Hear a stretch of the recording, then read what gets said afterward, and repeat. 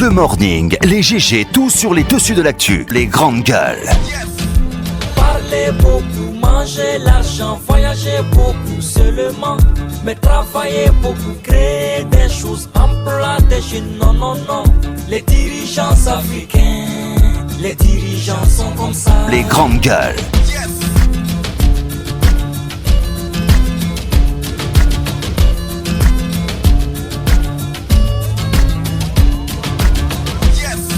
Mardi 6 novembre, à l'écoute de cette émission, vous nous suivez à l'international sur www.espacefmguinée.info ou sur nos antennes régionales à l'AB sur 99.7 à modulation des fréquences, la même fréquence dans la région de Bokeh, la même également pour la région de la Guinée forestière, 99 tout court à Kankanaba. Du côté de Kindia, c'est Kanya Zik qui relaie cette émission. 3 possibilités, vous les connaissez déjà pour interagir à nos débats et à nos sujets dans cette émission. Si vous êtes abonné au Orange GG au 837 ou 657 39 13 13 précédé de l'indicatif de la Guinée, ou vous allez sur la toile www.espacefmguinée.info. Si vous êtes à l'international, vous pouvez également nous contacter via Twitter #EspaceGG. Derrière, nous ferons le devoir de relayer vos messages et qui vont défiler le soir à la télévision.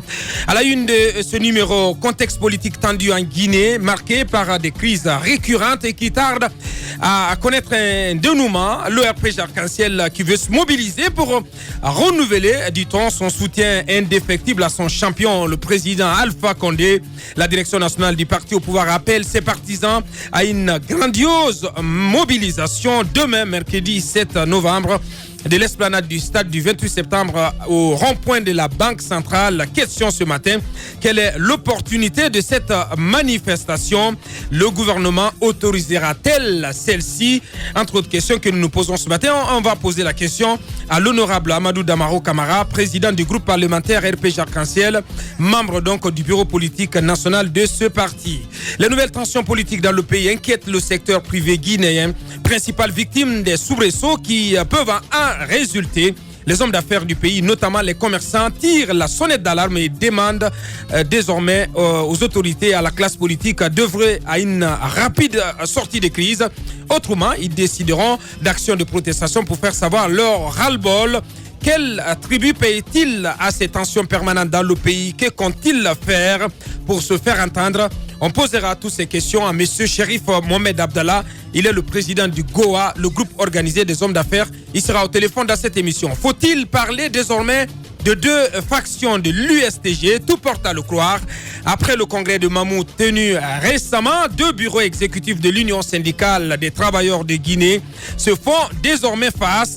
Principal brandon de discorde de l'occupation du siège de la centrale syndicale, quoique non reconnu par Lumbemba et compagnie. Lumbemba, indéboulonnable secrétaire général de l'organisation, le bureau élu à l'issue du congrès de Mamou n'entend guère se laisser faire. Qu'est-ce qui fonde sa légitimité et sa légalité? Dans quelles conditions le congrès de Mamou s'est-il tenu et à quoi faut-il s'attendre désormais au sein de cette centrale syndicale? On posera toutes ces questions à nos invités qui vont nous rejoindre dans la deuxième partie. Elhaj Ousmane Tanou Baldé et Elhaj Alpha Mamadou Diallo, tous de la section USTG, de la faction USTG, issus du congrès de Mamou. D'autres sujets viendront compléter ce menu pour votre information. Merci de rejoindre l'équipe. Moussa Moïse Silla, bonjour. Abakar Titi Diallo, bonjour. Merci de donner mon nom au complet. Bonjour Zachary, Tamba Zachary Milimouni. Il y a manqué quand même Rodolfo. Bien. Bonjour Aboubacar. Merci. Bonjour Tamba. Bonjour Mafoulia Bangoura. Bonjour Abakar. Bonjour Jacques Lewaleno, bonjour. Bonjour Abakar. Bien, en attendant, Roby donc qui va nous rejoindre et qui est coincé dans les bouchons. Vignette, taxe unique, Moussa, demain, début de l'opération de contrôle. Tu as déjà acheté tes vignettes ou pas? Pour être franc, non.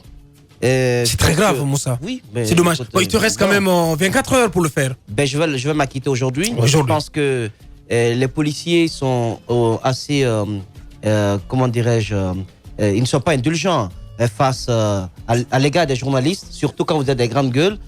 Dès lors que vous êtes en infraction, dès lors qu'ils savent que vous n'êtes pas en règle, eh ben, ils se donnent le malin plaisir de dire, tenez, vous allez servir d'exemple. Et la certitude ce matin, Moussa, c'est que à part moi-même, il n'y a personne dans ce studio qui a déjà acheté ces vignettes. C'est très grave. C'est très grave. Vous devez donner l'exemple quand même, franchement. J'ai acheté à Oubacar depuis longtemps, ça fait plus d'un mois. Bien, Abaka, il y a un délai qui court. Ouais. Je pense que le délai... Jusqu'à 0 heure. Oui, jusqu'à 0 heure. Donc, attendre de voir que nous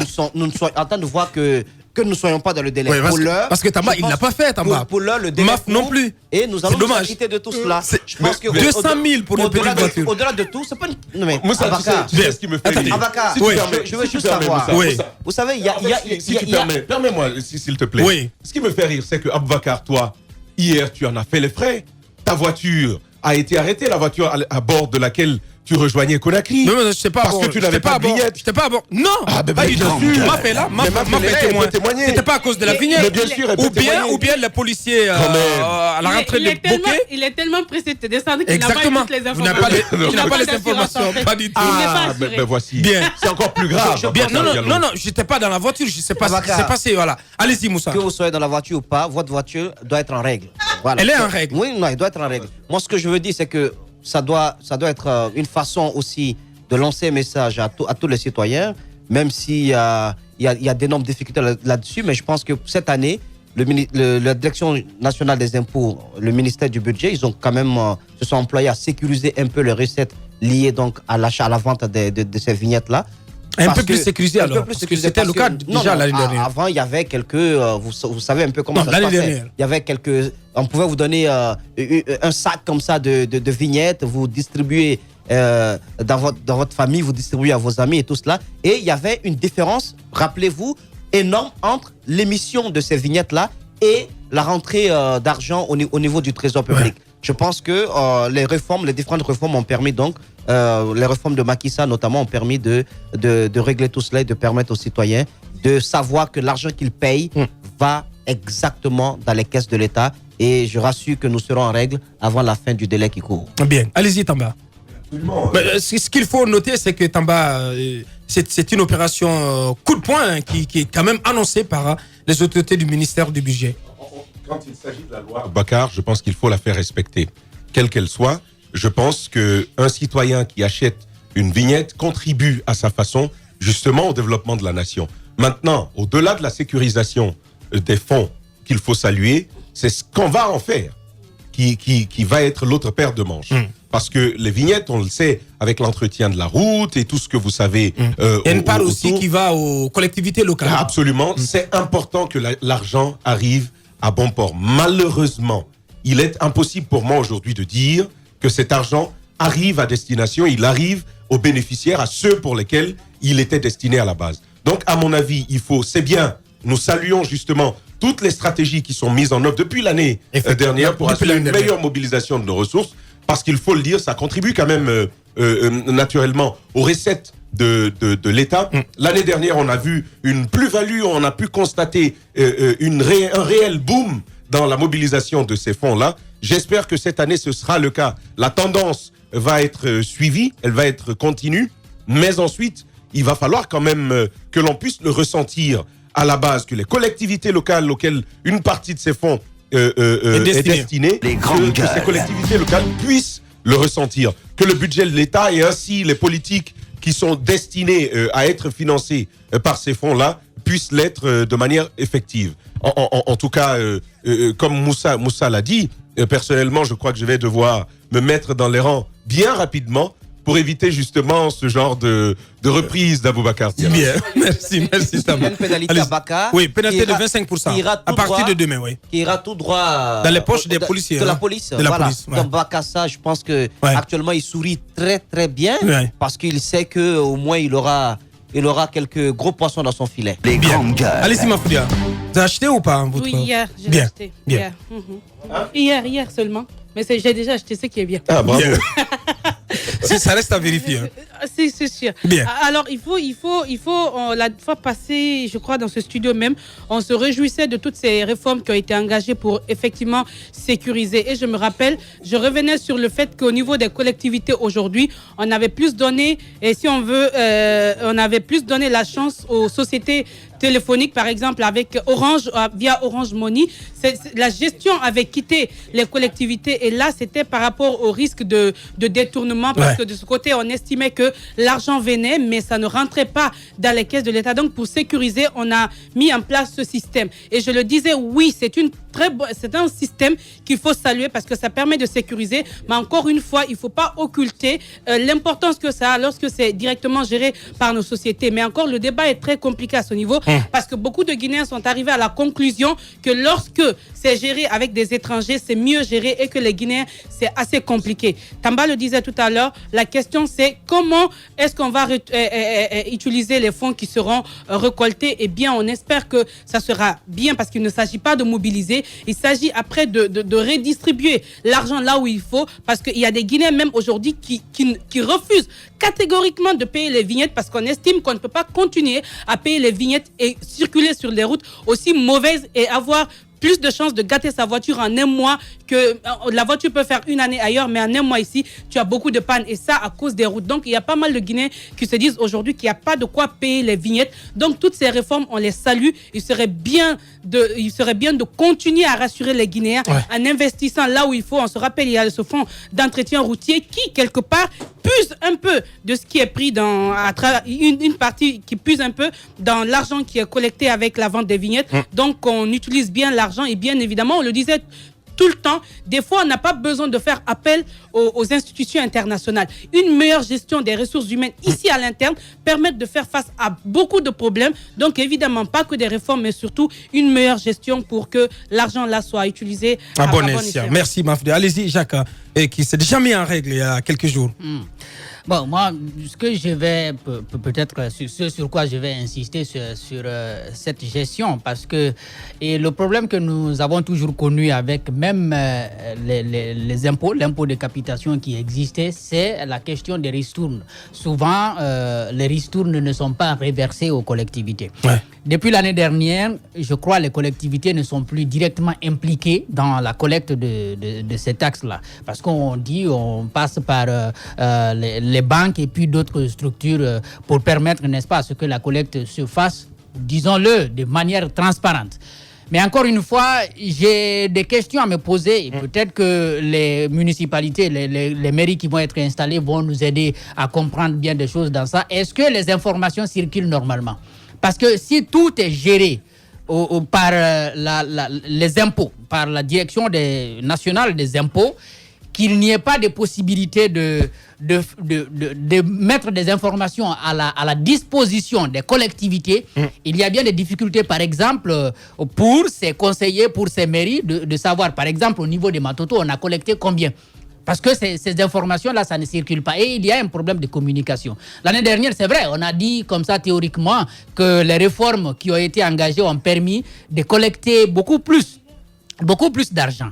Mais on n'a pas la compréhension nette de ce qui est sorti, par exemple, par municipalité. C'est important quand même qu'on puisse le savoir.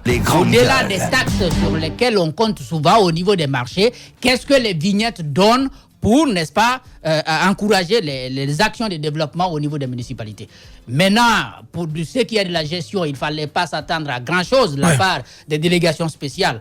Encore, il faut attendre que ces mairies qui vont être installées soient de véritables, si vous voulez, conseils de développement, parce que nous n'avons pas toute cette assurance avec la corruption qui accompagne toutes les opérations qui sont en cours. Il y a bien des difficultés de savoir vraiment qu'on peut compter sur ces mairies. Moussa, pour clore. L'argent qui est alloué normalement aux collectivités, c'est comme le fait que vous soyez d'une même famille, parce que vous vivez dans la même localité, donc vous connaissez vos propres problèmes et vous décidez ainsi des fonds qui vous sont alloués de les utiliser pour pouvoir subvenir aux différents besoins, donc pour pouvoir résoudre ces différents problèmes.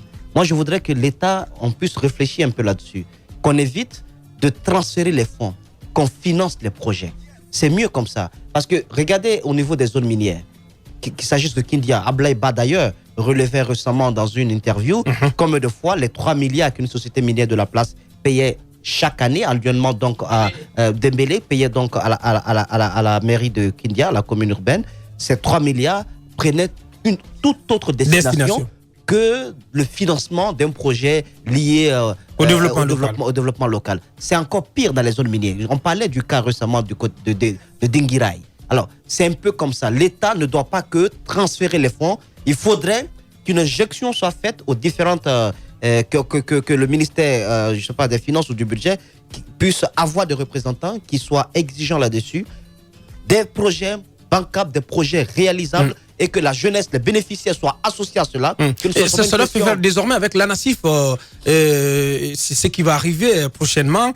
Et cette entité qui est mise en place par l'État qui va coordonner tous ces projets de développement local. Ouais. C'est une autre façon pour les différents responsables, pour les différentes autorités administratives de s'enrichir. Vous savez, la CBG récemment avait même stoppé sa subvention parce qu'elle voyait l'argent qui filait par la fenêtre entre les poches des différents responsables du côté de Bokeh. Donc il faudrait que l'État soit plus responsable. Quand on paye pour le développement local, on paye pour que le citoyen se sente mieux. Ben, si tout cela partait dans la construction des villes minières telles que Bokeh, je pense qu'on aurait assisté à moins de soulèvements et de soubresauts du côté de cette localité. Merci. Allez-y. Encore une fois, je pense qu'on peut bien rêver. Moussa Moïse, il peut bien toujours continuer d'espérer que les choses puissent changer dans les communes. Parce que lorsque les mais si vous n'espérez pas, qu'est-ce que vous faites? Espérez pourquoi? Mais si vous n'espérez pas, vous faites quoi? Il faut vous démissionnez alors? Non, mais à Bakar, vous cessez d'exister. Même l'espoir a un point de départ. Eh ben, même l'espoir a un point de départ. Oui, je suis d'accord. Oui, mais il faut maintenir l'espoir. Voyez ce qui est en train de se faire dans nos communes. On catapulte des maires, comme ça a été le cas. Ça se décide depuis le sommet de qui va être maire dans telle ou dans telle collectivité. On parle par exemple de Kingia, mais c'est le retour là-bas dans cette ville, dans cette mairie-là. Il s'agit du retour des mêmes pratiques d'avant. Le monsieur qui va venir remplacer Abdoulaye Ba, j'ai vu une image où on l'aide à se tenir debout. Son énergie totalement dépensée dans les années passées, il n'en a plus pour maintenant. Il est fatigué. Abdoulaye Ba, il n'a pas abdiqué non plus. Mais il n'a pas abdiqué. Il s'est autoproclamé. Et d'ailleurs, vous avez vu ce courrier du préfet de Kindia, où il interpellait les forces de sécurité. Il leur disait notamment que Abdoulaye Ba s'était autoproclamé maire dans son domicile parental là-bas du côté de Kindia, et que par cela, il créait les conditions de nouveaux troubles. Il invitait les forces de sécurité à prendre toutes les mesures légales qui s'imposaient pour arrêter ce qui avait commencé. Il est allé jusqu'à parler de chiens liés. Donc, du côté de Kindia, il faut bien savoir que ça encore, c'est une autre alerte, une alerte qui pourrait déboucher sur d'autres cas de violence, c'est une réalité. Mais encore une fois, il faut que la politique se détache de nos collectivités pour permettre justement que le développement soit effectif. Si ce n'est pas le cas, on politise tout. Les gens qui viennent vont venir avec une sorte d'exigence de redevabilité vis-à-vis des QG des partis politiques. On va rester devoir à M. Selou Dalein Diallo, à M. Alpha Condé ou à M. RPG, à M. Damaro Camara. Finalement, les véritables exigences du développement local, ça, on va les oublier tout simplement parce que ce ne seront pas les populations qui les auront portées à la tête des municipalités, mais les QG des partis politiques. Ouais. Et c'est en cela que je pense que ça ne marchera pas. Inutile même d'espérer dans une telle logique jusqu'à la prochaine échéance électorale. Tamba. Oui. C'est du tamba tout simplement. Allez-y. Alors, vous l'aurez compris, depuis la campagne électorale, on a vu qu'on n'était plus dans le cadre des élections communales. C'était comme la présidentielle ou les législatives. On votait pour le chef de file de l'opposition, on votait pour le président de la République, mais pas pour les candidats.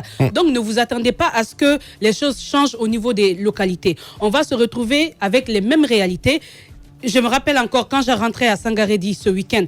C'est-à-dire une simple gestion, nettoyer la localité, les responsables sont incapables. C'est-à-dire même les villes où on n'a pas du mal à gérer, on a du mal à gérer. À Dubreuil, la fois passée, je passais, il y a un jeune qui nettoyait, mais qui mettait dans les caniveaux. Maintenant, ça, c'est pas un problème de l'État. On a des représentants locaux.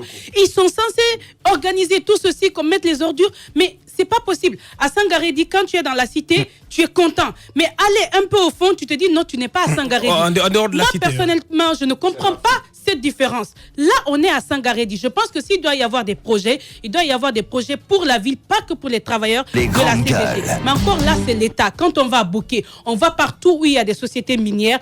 Quand on parle de projets, Moussa Moïse parlait de projets tout à l'heure, on verra qu'on débloque combien de milliards, mais c'est 5 écoles ou 5 salles de classe ou 6 salles de classe qu'on retrouve. Après, le reste de l'argent, ça va dans les poches des particuliers. Mais c'est pas possible, c'est à l'État de veiller. Les étrangers, ils viennent pour leur argent. Mais lorsque les sociétés s'implantent, c'est à l'État de veiller. Tout le temps, on nous vend le contenu local, pas mal de choses, mais sur le terrain, c'est tout autre. Et c'est encore dommage. Aujourd'hui, à Boké, les gens vivent dans la poussière, pas d'école, tellement de problèmes. On ne peut pas comprendre qu'on est en État et que l'État ne puisse pas, dans la signature du contrat, veiller à ce qu'on respecte ce qui est écrit dans le contrat. Donc, du coup, qu'on donne. Aujourd'hui, on est en train de construire des logements sociaux. Mais allez voir quels logements sociaux on donne aux Guinéens.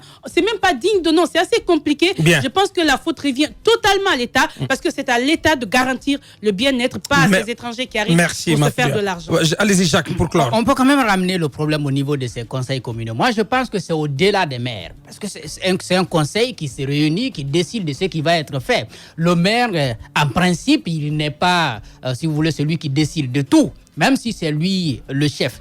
Mais le problème que nous aurons avec ces conseillers, qui ont été pour la plupart achetés, qui ont été pour la plupart remplacés à la dernière minute ou pour qui on a signé des procurations, etc., qui se sont vus maintenant à la mairie, ils vont être dans l'obligation de suivre les injonctions, de respecter, d'obéir aux injonctions, n'est-ce pas, de l'extérieur. Sinon, on avait la possibilité quand même si... Par exemple, pour le cas de Dubreka ou le cas de Kindia, où on a eu des personnes qui n'étaient pas attendues à la fin, au niveau de la tête de ces conseils communaux à y arriver, on avait la possibilité de pouvoir compter sur les conseils, les autres conseillers pour assainir, n'est-ce pas, la gestion. Mais la façon dont les conseillers sont arrivés là, dites-vous bien que ça va être bien compliqué. Parce qu'il y en a, ils sont là avec une intention bien simple, c'est pour s'enrichir. Moi, j'ai pu, par le passé, prendre part à quelques conseils, les conseils, je veux dire les réunions des conseils communaux. Souvent les conseils communaux. Vous vous rendez compte que souvent, on ne parle pas de projet. On parle de combien est entré. Et finalement, c'est tout. Est-ce que comme les taxes, les impôts, et puis c'est tout. Et finalement, vous ne savez pas ce qu'on fait de cet argent. Ouais. Parfois, c'est pas beaucoup parce qu'il y a des communes qui ne sont pas les mêmes. Par exemple, si vous prenez Dubreka et Kindia, il n'y a pas les mêmes entrées d'argent en termes, si vous voulez, d'atout. Il n'y a pas de la même entrée d'argent. Mais le peu qui entre aussi, on ne sait pas vraiment ce qu'on a fait. Ce qu'on a fait. Et ça bien, c'est dommage.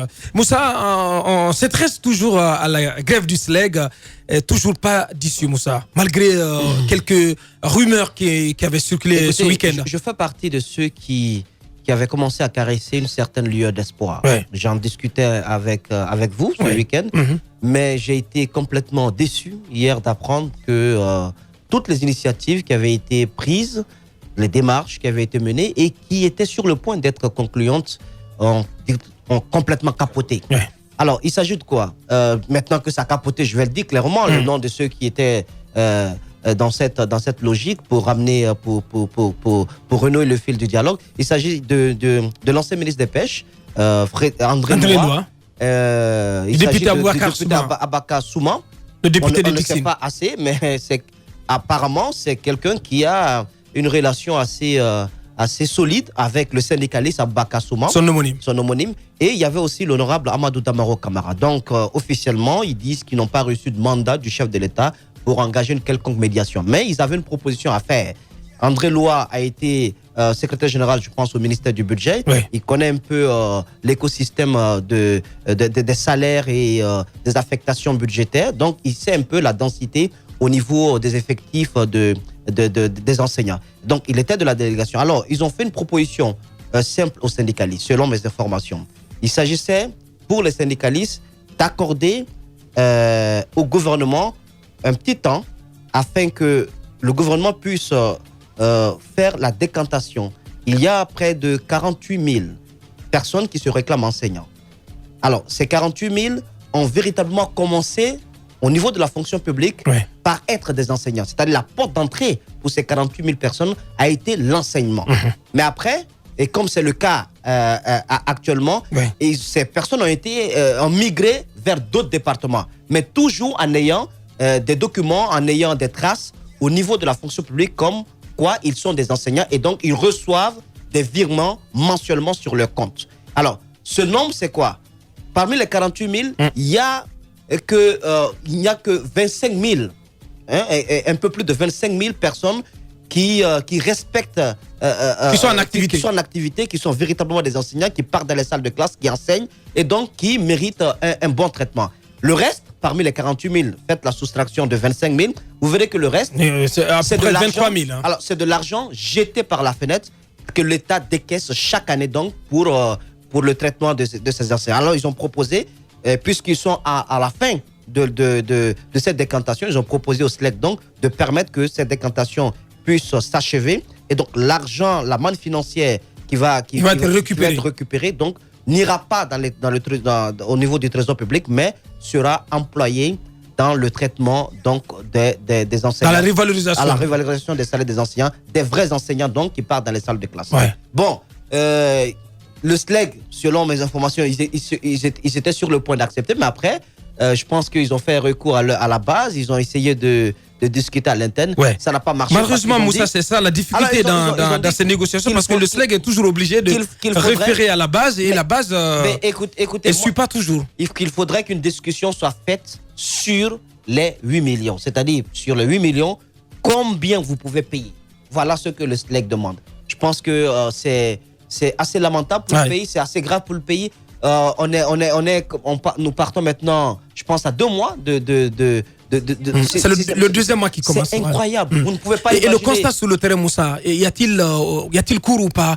Parce qu'on assiste à des soubresauts de part et d'autre. Les cours. Les villes sont sous tension permanente. Les cours n'ont pas 100% repris. Il faut vraiment se dire la vérité. Il n'y a que le gel des salaires des enseignants. Moi, j'ai reçu des enregistrements. Le chef de l'État, lors de la précédente grève, il avait dit à une personne qui avait proposé le gel du salaire des enseignants, il avait lui-même dit non, c'est pas légal, on ne peut pas faire ça. C'est pas légal, on ne peut pas geler le salaire des enseignants. Je pense qu'il faut une certaine flexibilité du côté de l'État pour que le SLEG puisse également accepter de venir négocier. Parce que le SLEG aussi, le message que j'ai à lui passer, c'est qu'ils n'ont pas intérêt, ces syndicalistes de l'enseignement, à rester dans leur coin, à ne pas exiger que le dialogue reprenne.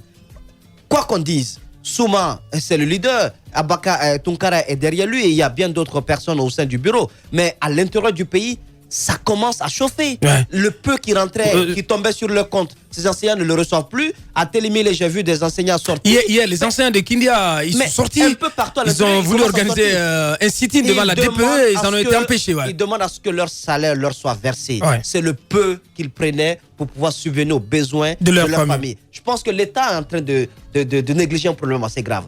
Rappelez-vous de Fria, quand l'usine a fermé, il y a eu des morts par crise cardiaque. Il y a eu des divorcés, des couples qui se sont séparés. Un enseignant qui n'a pas un rond à la fin du mois et déjà qui courait de gauche à droite pour joindre les deux bouts, il n'a pas un rond, il va perdre sa femme.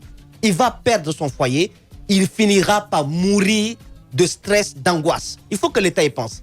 On a un seul problème à gérer dans le secteur de l'éducation. Renouer le fil du dialogue avant qu'on assiste à une sorte d'hécatombe au sein des différentes familles des enseignants. Je sais de quoi je parle. Ils ne pourront pas s'en sortir. La faim, on ne peut pas vivre dans un foyer d'eau fraîche et de mots. Les grands cœurs. Et d'amour. C'est pas possible de déclaration d'amour. Ouais. Elle va partir avec ses enfants. Bien. Il va finir par mourir. Faites attention. Bien. Faites un pas, dégeler ses salaires, renouer le fil du dialogue. Allez-y. Merci Moussa. Allez-y Tamba. Alors, des enseignants qui ne viennent pas en classe, qui n'enseignent pas, alors leurs salaires sont bloqués pour le temps d'1 mois. C'est pas bien pour eux. Pour leurs conditions de vie, c'est pas normal. Mais en même temps, il faut parler de l'autre pan de la question. Ils n'ont pas enseigné. Ça veut dire que plusieurs milliers de Guinéens n'ont pas reçu l'enseignement. C'est tout à fait vrai. Donc ce sont 2 problèmes. Il faut les équilibrer. Chez eux, ça va déstabiliser le socle familial. Mais de l'autre côté, ça affecte des milliers de Guinéens qui n'ont pas droit à, je vais bien aller dans cette répétition, qui n'ont pas droit à un droit fondamental, celui de l'éducation. Oui. Donc en parlant aux enseignants, à l'État, il faut également rappeler aux enseignants que par le fait d'être restés à la maison, des Guinéens n'accèdent pas à l'éducation. Oui, ça, c'est une première remarque. La deuxième remarque que je veux faire, et on l'a dit ici dans ce studio, le gouvernement ne peut pas geler le salaire des enseignants. Par contre, il peut procéder à des retenues sur salaire. Oui.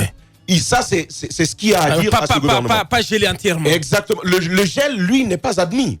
Si les enseignants n'ont pas été en classe pendant 1 mois, je dis quand même, et je rappelle l'article 70 du statut général des fonctionnaires qui dit que après travail fait, le fonctionnaire a droit à un salaire.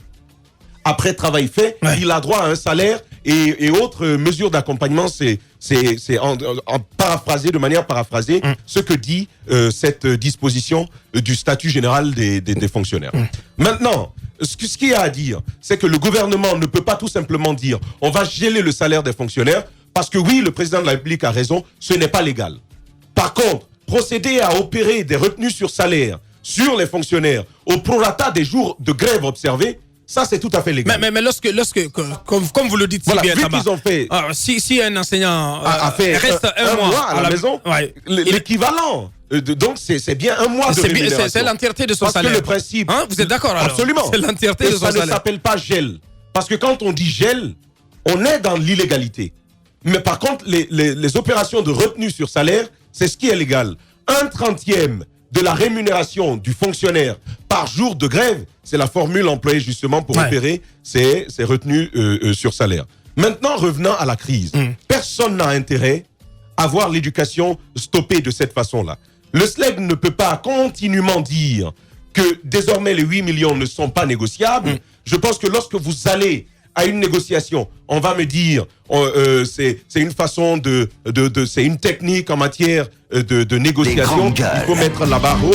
Mais demander jusqu'à 400% de son salaire, je l'ai dit il y a quelques temps. Je trouve que la question est comment est-ce possible que le SLEG reste quand même imperméable à toute négociation? C'est ce que moi je n'arrive pas à comprendre. Parce que l'approche que Moussa vient de décliner ici, je pense que c'était quand même une approche raisonnable. Absolument, là-dessus, il faut dire. Faire cet effort d'assainissement. Et l'économie qui sera réalisée, que cette économie, je termine Tamba, que cette économie puisse être réutilisée pour une révalorisation prochainement à partir de 2019. Voilà, mais moi, il faut faire quelque chose quand même du côté du SLEG. Il faut que le gouvernement aille négocier avec ces gens. Il faut que le gouvernement aille négocier. De l'autre côté, il faut que le SLEG accepte de négocier sur les 8 millions. Soit ils ont dit 8 millions, mais on peut quand même négocier là-dessus. On ne peut pas dire non, c'est non négociable, mais le gouvernement non plus ne peut pas rester dans son coin et dire ben moi je ne vais pas négocier, c'est ceci, c'est cela. Sortir de ce discours, entre guillemets, arrogant, qui irrite l'autre côté, je pense que c'est la démarche que le gouvernement... Par contre, la mesure qui a été proposée par les sieurs Aboubacar Souma, Damaro et autres, moi je dis que je ne comprends pas une telle démarche. Ma logique, elle est bien simple. On est dans la fraude. C'est-à-dire qu'il y a plusieurs milliers d'enseignants, plusieurs milliers de fonctionnaires qui disent qu'ils sont enseignants. Ils sont entrés par la porte de l'enseignement et aujourd'hui, ils ne s'y retrouvent plus. Le gouvernement fait une décantation. Il y a donc une marge qui est obtenue.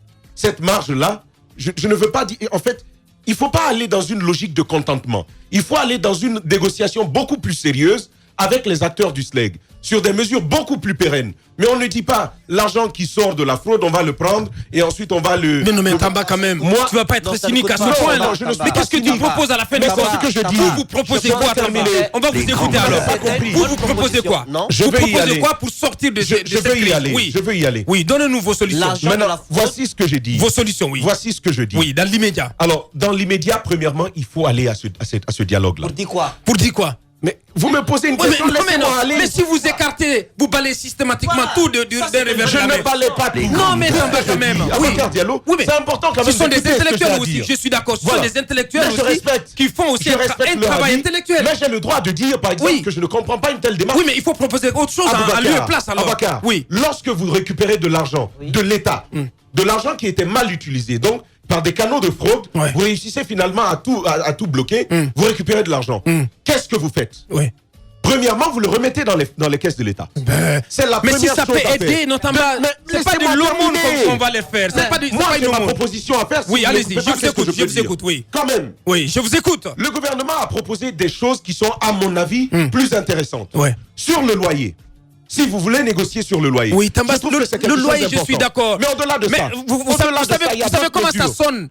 Tu sais comment ça sonne dans l'esprit de l'enseignant? Je ne veux pas qu'ils le comprennent comme ça. Mais il faut contextualiser le débat. Si tu ne m'écoutes pas, oui, je t'écoute. Si tu m'empêches de parler. Non, je t'empêche pas. Non. Là, je suis pas d'accord. Le souci qu'il y a avec ça, Aboubacar Diallo, c'est très sensible. vous connaissez les sbires que nous subissons chaque fois que l'on parle du SLEG ici. Oui. Donc c'est important d'écouter ce que les gens ont à dire. Allez-y. Moi je dis sur le loyer, ça peut être une mesure beaucoup plus utile qu'une majoration sur le salaire. Mais c'est une mesure à long terme ou à moins terme. Abakar Diallo, vous savez que chaque fois qu'il y a eu une revalorisation salariale, il y a eu des incidences sur le prix, sur le marché en général. Donc, mon avis, c'est qu'il faut travailler sur le loyer. D'autres mesures d'accompagnement, comme certaines primes, la revalorisation de certaines primes, c'est ce qui fait le salaire. Le salaire, à la base, ce n'est rien.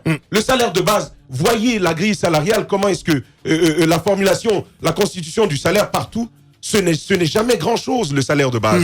Ce sont ces mesures d'accompagnement-là qui le gonflent. Ouais. Et donc, si les enseignants, ils veulent de meilleures conditions de vie, je dis revoyez les primes d'éloignement. Ça garantirait, par exemple, que des enseignants acceptent d'aller dans le fond de la Guinée parce qu'ils verraient leur rémunération mensuelle revalorisée. Les primes d'éloignement, c'est quelque chose. Les primes d'ancienneté, c'est quelque chose. Les primes sur le loyer, c'est quelque chose. Je pense que si on négocie sur cette base-là, c'est beaucoup plus périn et c'est beaucoup plus, à mon avis, encore une fois, sans minimiser le travail des autres, je trouve que c'est beaucoup plus intelligent d'aller dans une mesure pérenne que de dire on va récupérer de l'argent et on va dire le dispaquer. Bien, enfin, on t'a compris. Si tu permets que... Oui, je t'ai compris finalement, c'est bien. Juste une phrase. Belle analyse, Moi, je n'ai pas allez-y. compris. Oui, j'ai compris. Ce n'est C'est pas mon droit une de le mesure dire, Moussa. provisoire. Oui. C'est une mesure pérenne. Puisque cet argent est payé chaque fin de mois.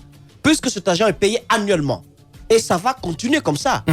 Il y a quoi de mal à récupérer de l'argent, une sorte d'indu, pour des gens qui ne le méritaient pas, qui ne travaillaient pas, et prendre cet argent pour valoriser, pour améliorer, s'il te plaît, pour, écoutez, pour le traitement. Ça obéit à quelle logique administrative? S'il te plaît, Mais c'est ça mon pour problème. le traitement, pour améliorer le traitement des véritables travailleurs, de ceux qui le méritent. Mais quand on dit prendre cet argent et améliorer les conditions de travail des gens, ça ne veut pas dire, tenez, je te donne 2 millions, je te donne 3 millions. C'est bien entendu de l'argent qui va être utilisé en fonction des différents paliers dont tu viens de parler. Non, mais non. Non, si c'est des différents paliers. Bien. Parce que c'est pas de l'argent qu'on le met comme ça. Bien. C'est pas une mesure provisoire. Bien. Si elle avait été acceptée, c'est une mesure pérenne. Merci à tous les Elle est deux. pérenne. Merci à tous les deux. Merci à tous les deux. Allez-y, Mafoudia. Effectivement, ça revient au même. Je rejoins totalement Moussa Moïse. C'est de l'argent qui est économisé. Si l'argent peut servir, parce que ce que Tamba propose, on peut le faire avec l'argent là. Ce que Moïse propose, on peut le faire avec l'argent là. Ce qui est important ici, c'est qu'il y a, oui, de l'argent qui sera épargné à travers cette procédure du gouvernement. Donc, bien évidemment, à y réfléchir. C'est pourquoi, moi, ma question tourne autour du SLEG. Lorsque le SLEG dit, nous revenons vers la base, qu'est-ce qui est fait vers cette base? Parce que cette base, on retrouve une foule. Une foule qui est quand même accrochée aux 8 millions. Je ne sais pas quel rôle joue Aboubakar Souma et ceux qui sont dans le bureau, c'est-à-dire qui sont censés rapporter les conclusions. Maintenant, il ne faut pas venir vers la foule pour dire, écoutez, on a obtenu ceci, et puis que la foule crie, non, on veut les 8 millions, et puis, non, on reste sur les 8 millions. Je pense que le rôle du SLEG aussi, c'est de... Du bureau. Du bureau aussi. C'est un travail pédagogique. Expliquer ce qu'on pourrait obtenir. Ne pas s'accrocher qu'aux 8 millions. Voir les propositions et expliquer le bien fondé de ces propositions à la base. Et bien évidemment, la base, c'est vrai qu'elle est très importante, mais elle a eu confiance à ce bureau. Donc, bien évidemment, si le bureau estime que ce que le gouvernement propose va encore dans l'intérêt des enseignants, eh bien la base va suivre. Donc, il faut qu'à un moment donné que le bureau du SLEG, effectivement, nous sorte de ce jeu-là, parce que ça ne porte plus. C'est pas le cri de la foule que nous voulons entendre. Ce qu'on veut, c'est l'objectivité qu'il y a dans ce que le SLEG demande. Et s'il y a des propositions concrètes, eh bien que le SLEG y aille. Il faut qu'on sorte de cette crise. Le logement, oui, parce que le salaire ne suffit pas. Il y a un expert qui l'expliquait. On aura le salaire. Mais si, dans le cadre général, les enseignants, ils ont à payer le loyer. On sait que le loyer est cher. Les femmes doivent aller au marché. On sait que c'est dur au marché. Il faut réfléchir aux possibilités, si on veut, à une manière de faire qui facilite la vie aux enseignants. Ça ne passe pas que par le salaire. Donc, le SLEG nous propose autre chose que de camper sur les 8 millions. Et au niveau de la base, parce que moi, j'ai un véritable problème. Parce que quand on les écoute, des fois, on a l'impression qu'ils ne sont pas tout à fait contre ce qui est proposé, mais oui, apparemment, la base est plus forte. Parce que franchement, ce qu'il faut dire, c'est que le SLEG cherche quand même une voie de sortie, une issue quand même, pour ne pas perdre la face. C'est le moment. Aujourd'hui, je pense qu'il y a une ouverture. Je pense qu'il y a une ouverture aujourd'hui qui est là et pour le gouvernement et pour le SLEC. Donc, il faut arrêter de se camper. Il faut saisir l'occasion et l'opportunité qui s'offre là. Il y a des propositions. Le SLEC ne cherche pas que l'augmentation. Le SLEC cherche aussi l'amélioration des conditions de vie et ça passe par autre chose. Il faudrait qu'on sorte de ça. Il y a pas mal de débats à faire dans l'éducation. Il y a le contenu. Il y a tellement de choses. Mais pour le moment, on ne fait que parler de l'amélioration. Il y a l'amélioration, Kamba l'a rappelé. Il y a le droit aussi des élèves, des étudiants à suivre leurs cours. C'est un droit et le SLEC doit aussi y veiller. C'est assez compliqué. Merci Mafoudia. Allez-y, Jacques, pour clore. Moi, je pense qu'on ne peut pas rendre le SLEC responsable de cette situation. Quel que soit ce qui va arriver après, il y a le comportement du bureau qu'on peut dénoncer par endroit. Mais l'origine du problème, c'est le gouvernement. C'est lui qui a entretenu cette crise. Ne l'oubliez pas. Nous avons très bien écouté Moussa Moïse. Les 3 personnes qui sont des bonnes volontés, comme les bonnes volontés que nous avons eues en début d'année, ce ne sont pas les décideurs. Ce ne sont pas eux qui vont décider de prendre enfin cet argent et donner aux syndicats, au bureau. Et je pense que rien ne rassure jusqu'à ce stade, ce bureau-là, que cet argent-là va être effectivement payé. Et aujourd'hui, il y a un problème. Parce que s'il y a une telle proposition, si le Souma et ses collègues étaient amenés à l'accepter finalement, c'est d'aller vers la suspension de la grève. Et qui dit suspension de la grève dit tout naturellement que les cours reprennent, alors que l'arme qui est utilisée pour l'instant, c'est, n'est-ce pas, cette grève-là, n'est-ce pas, l'arrêt des cours dans les établissements scolaires. Aujourd'hui, qu'est-ce qu'il faut reconnaître? Il faut reconnaître qu'il n'y a pas cours dans les établissements publics. C'est ça la vérité. Il n'y a pas cours. Dans la plupart. Peut-être, non, il n'y a pas cours. Mais non, peut-être dans quelques. Tu peux pas généraliser comme ça. Je peux généraliser. Quand vous prenez 2 à 3 établissements de la capitale pour estimer qu'il y a cours, mais c'est que vous vous trompez. À l'intérieur du pays, il n'y a pas cours. Ouais. Les enfants là, je suis d'accord. les enfants sont à la maison. Et la majorité, c'est là-bas. Moi, j'ai pas vu d'élèves. Vous ne pouvez pas dire à ce stade-là, vous ne pouvez pas dire à ce stade-là que le SLEG cherche une issue. Au fait, on se joue des parents qui sont pauvres, qui n'ont pas la possibilité d'envoyer leurs enfants dans les établissements privés. On se fout d'eux, au fait. Et c'est le gouvernement qui le fait. Je pense qu'au lieu de rester derrière et laisser les gens partir, faire des propositions au SLEG, c'est au gouvernement, au ministre de la fonction publique, voire au Premier ministre lui-même, puisque il s'était montré très rassurant dès le départ.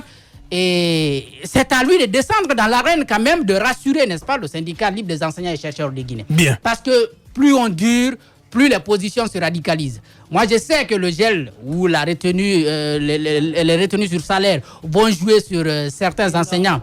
Énormément sur certains enseignants, j'en suis convaincu. Mais encore une fois, il y a certains qui voudront attendre 1 mois. Ils ont attendu 1 mois déjà. Peut-être que certains ne l'ont pas reçu. Mais non, ils ont attendu. Est-ce qu'ils peuvent tenir sous la durée? C'est ça la question. Certains ont attendu plus de mois. Nous sommes dans la première vers la fin de la... Non, nous sommes au début de la 2e semaine comme ça, après le mois passé. Bien. Donc disons-nous très bien, il y en a qui sont en train de tenir. Mais est-ce qu'on est en train de se poser la question du chômage? Est-ce qu'on est en train de se poser la question sur le chômage? Parce que les enfants sont à la maison. On ne parle même pas on dit, bon, on va continuer à serrer la vie des enseignants. Peut-être qu'ils finiront, n'est-ce pas, par céder. Je pense que ce n'est pas là la solution. La solution, c'est que le gouvernement doit accepter de discuter avec le SLEG. Bien. Parce que depuis la reprise de ces discussions, de façon théorique, il n'y a jamais eu de dialogue. Et le gouvernement est juste venu pour dire que la revendication était fantaisiste. C'est ça la vérité. Bien. Ce qu'on va faire ce matin, on va essayer, Moussa, si tu permets, on va essayer d'accrocher une réaction de la part de l'un de ces négociateurs qui donc sont allés voir le bureau du SLEG. Il s'agit de l'honorable Amadou Damaro Camara. Il est en direct. Les grandes gueules. Bonjour, monsieur Camara. Oui, bonjour Bakar, bonjour à tes collègues et à vos nombreux auditeurs. Bienvenue chez nous. Honorable, donc les démarches que vous aviez entreprises, ces démarches sont soldées par un échec. Vous n'avez absolument rien obtenu du syndicat libre des enseignants et chercheurs de Guinée. Mais expliquez-nous d'abord les propositions que vous leur avez faites. Bon, écoutez, nous sommes partis de bonne foi pour aller leur expliquer, d'abord leur poser la question qu'est-ce qu'on pouvait faire ensemble. C'était ça le premier jour. Nous leur avons dit qu'on ne voulait pas de publicité autour pour être efficace. Voyons entre nous qu'est-ce qui peut être fait pour que nous allions de part et d'autre échanger des propositions. Nous leur avons dit, écoutez, il y a 48 000 ou 50 000 enseignants qui sont déclarés, mais en réalité, il y a peut-être au moins une bonne dizaine de milliers qui ne sont pas dans les conditions. Vous devriez être les premiers à dénoncer ceux qui prennent indûment vos primes en votre nom. Ils nous ont dit, bon écoutez, allez-y, nous allons faire le compte rendu à la base et vous aussi, allez-y pour nous faire des propositions sur les 8 millions. Nous avons pris des contacts. Ils nous ont même dit, écoutez, nous aurons besoin de petits moyens pour pouvoir sensibiliser. Nous avons cru à cette sensibilisation. Nous sommes revenus hier les voir. D'abord, depuis la dernière fois jusqu'hier, les commentaires dans la presse ou l'interprétation de nos propos à leur assemblée, tout n'était pas exact. Alors nous leur avons dit, voilà ce qu'on peut faire. Retournez en classe. Nous allons avoir à faire un recensement exhaustif avec vous. Une commission a déjà été mise en place par le Premier ministre, la primature, les ministères en charge du budget et des finances. On allait ajouter l'éducation aussi, on allait ajouter les syndicats et peut-être même des représentants de l'Assemblée, ce que le Premier ministre avait accepté. Budgétairement, s'il y avait des économies sur le budget de 2019, ça pouvait être redistribué, pas en termes de primes ou d'augmentation des salaires, mais à un 13e mois, par exemple, ce n'était pas arrêté parce que les indûments perçus en 2019, prévus dans le budget 2019, n'allaient pas être reconduits en 2020. Mais qu'est-ce que la commission déjà du Premier ministre nous avait instruit, nous avait renseigné? C'est que premièrement, avec les syndicats, on allait décider de la domiciliation de paiement désormais des primes. Est-ce que ça doit être au niveau des mairies, qui doivent être à même de connaître les enseignants ou les écoles de leur circonscription, qui pouvaient payer ces primes, donc au VISIS, avec un salaire de base égal à tout le monde. Et le Premier ministre et sa commission sont allés jusqu'à dire, écoutez, on a souvent des problèmes de redistribution ou de redéploiement des enseignants sur le territoire. Faisons par exemple, si on donne 1 million de primes dans la capitale, qu'on donne 1,5 million, c'est des exemples, 1,5 million, celui qui accepte d'aller dans les préfectures, 2 millions, celui qui va dans les sous-préfectures, et 2,5 millions, celui qui va dans les districts, pour dispenser les mêmes genres de cours. Tu ne vas pas demander peut-être la même chose à un professeur d'université d'aller dans les districts, il n'y a pas d'université là-bas. Bien. Honorable Amadou Damaro Camara, ce que nous allons faire, honorable, on va vous garder en repérage parce que la radio c'est l'heure. On est obligé donc de marquer la pause pour nos conseils achats. Et on revient pour continuer cette émission avec honorable Amadou Damaro Camara, chef de la majorité présidentielle de l'URPG Arc-en-Ciel, impliqué dans les négociations avec le SLEG.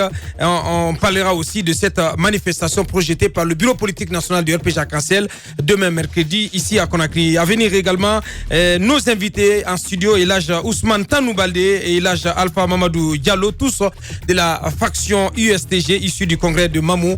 On parle là aussi des conséquences de l'impact des tensions politiques dans notre pays sur le secteur privé guinéen.